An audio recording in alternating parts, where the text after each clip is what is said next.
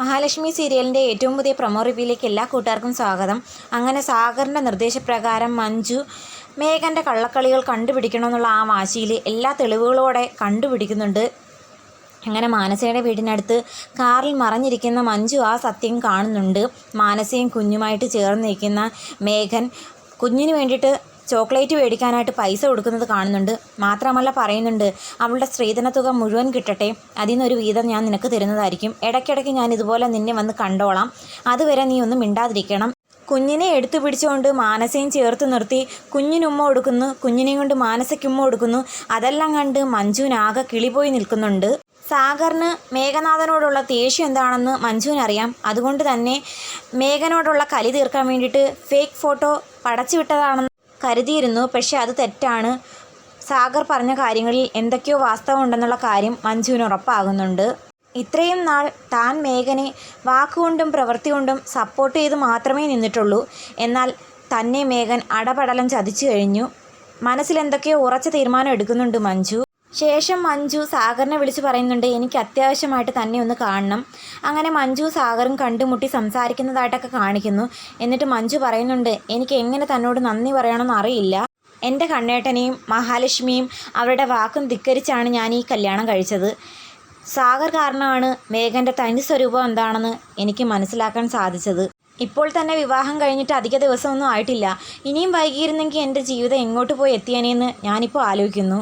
ഇനി എന്താ മേഡത്തിൻ്റെ തീരുമാനം എന്നൊക്കെ സാഗർ ചോദിക്കുമ്പം, അയാൾ എന്തായാലും എന്നെ പറ്റിച്ചതല്ലേ, കുറച്ച് നാൾ അയാളെ ഞാൻ പറ്റിക്കാമെന്ന് തീരുമാനിക്കുക. അയാളെ ഞാൻ വെറുതെ വിടില്ല സാഗർ. അത് കേട്ട് സാഗറിന് മനസ്സിൽ ഭയങ്കര സന്തോഷമാകുന്നുണ്ട്. എന്തായാലും മഞ്ജു എനിക്കുള്ളതാണെന്ന് പറഞ്ഞ് മനസ്സിനെ പഠിപ്പിക്കുന്നുണ്ട് സാഗർ. എന്തായാലും എൻ്റെ പേര് മേഡം മേഘനോട് പോയി പറയരുത്, അയാൾ എന്നെ ഉറപ്പായും കൊല്ലും. ഇയാൾക്ക് മാനസികമായി മാത്രമല്ല ബന്ധം, ഒരുപാട് പെൺകുട്ടികളുമായിട്ട് ബന്ധമുണ്ട്. അവരെയൊക്കെ അവരുടെ വീട്ടിൽ വെച്ചും പുറത്തു വെച്ചുമൊക്കെ മേഘൻ മീറ്റ് ചെയ്യുന്ന കാര്യം എനിക്കറിയാം. അതൊക്കെ ഞാൻ വഴിയെ പറഞ്ഞു തരാമെന്ന് പറയുമ്പം മഞ്ജു പറയുന്നുണ്ട്, അതിൻ്റെ ഒന്നും ആവശ്യം ഇനിയില്ല. അയാളുടെ രക്തത്തിൽ പിറന്ന ഒരു കുഞ്ഞിപ്പോൾ ഉണ്ട്. അതിനപ്പുറം വേറൊരു സത്യം തേടി പോകേണ്ട കാര്യമില്ല.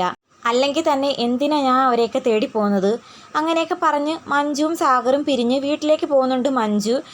അങ്ങനെ വീട്ടിൽ വരുന്ന മഞ്ജു കാണുന്നുണ്ട് മേഘൻ നിന്ന് മേക്കപ്പ് ചെയ്യുന്നുണ്ട്, ഷർട്ടൊക്കെ മാറി നന്നായിട്ട് ഒരുങ്ങുന്നുണ്ട്.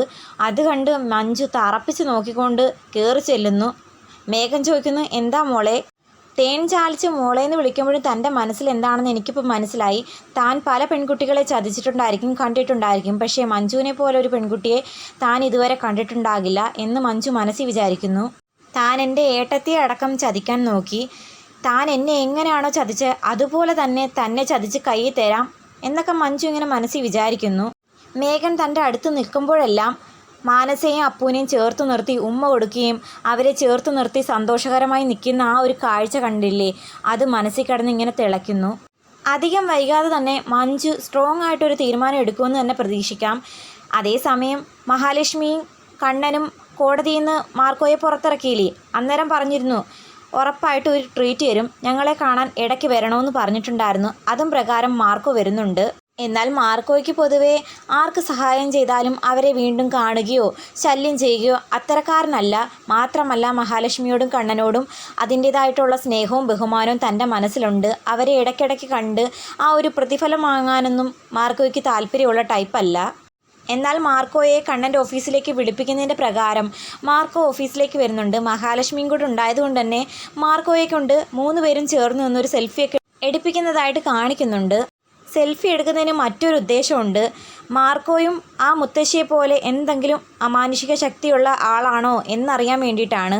മാർക്കോയോട് സംസാരിക്കുന്നതിൻ്റെ കൂട്ടത്തിൽ കണ്ണൻ ചോദിക്കുന്നുണ്ട്, ഇതുപോലെ ഇടയ്ക്കിടയ്ക്ക് ക്ഷേത്രത്തിൽ വെച്ചൊരു അമ്മയെ ഞാൻ കാണാറുണ്ട്, മാർക്കോയ്ക്ക് അങ്ങനൊരു മുത്തശ്ശി അറിയാമോ?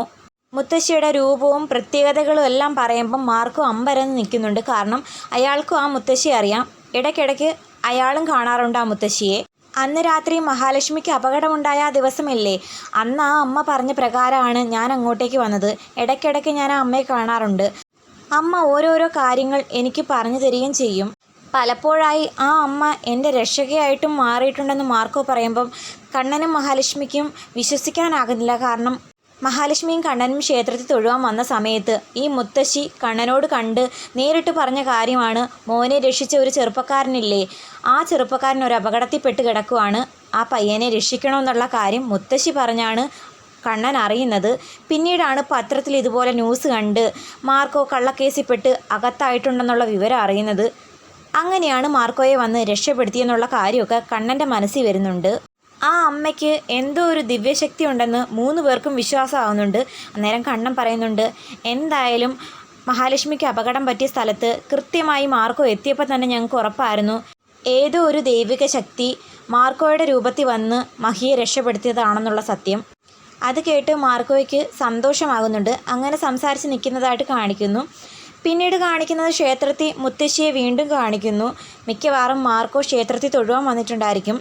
അവിടെ വെച്ച് കണ്ട ആ അമ്മയും അമ്മ പറഞ്ഞ കാര്യങ്ങളും അമ്മയുടെ രൂപസാദൃശ്യങ്ങളെല്ലാം മാർക്കോ ഓർത്ത് അവരോട് പറയുന്നുണ്ട്. എന്നിട്ട് പറയുന്നു, ഞാൻ ആ അമ്മയെ ക്ഷേത്രത്തിൽ വെച്ച് കണ്ടിട്ടുണ്ട്.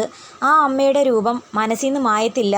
അത് കേട്ട് മഹാലക്ഷ്മി പറയുന്നുണ്ട്, ഞാനും കണ്ണേട്ടനും ഇടയ്ക്കിടയ്ക്ക് ക്ഷേത്രത്തിൽ വെച്ച് ആ മുത്തശ്ശിയെ കാണാറുണ്ട്. മുത്തശ്ശിയായി ചേർന്ന് നിന്ന് സെൽഫി എടുത്ത് വീട്ടിൽ വന്ന് ഫോട്ടോ നോക്കുമ്പോൾ മുത്തശ്ശിയുടെ ചിത്രം മൊബൈലിൽ പതിഞ്ഞിട്ടുണ്ടാകില്ല.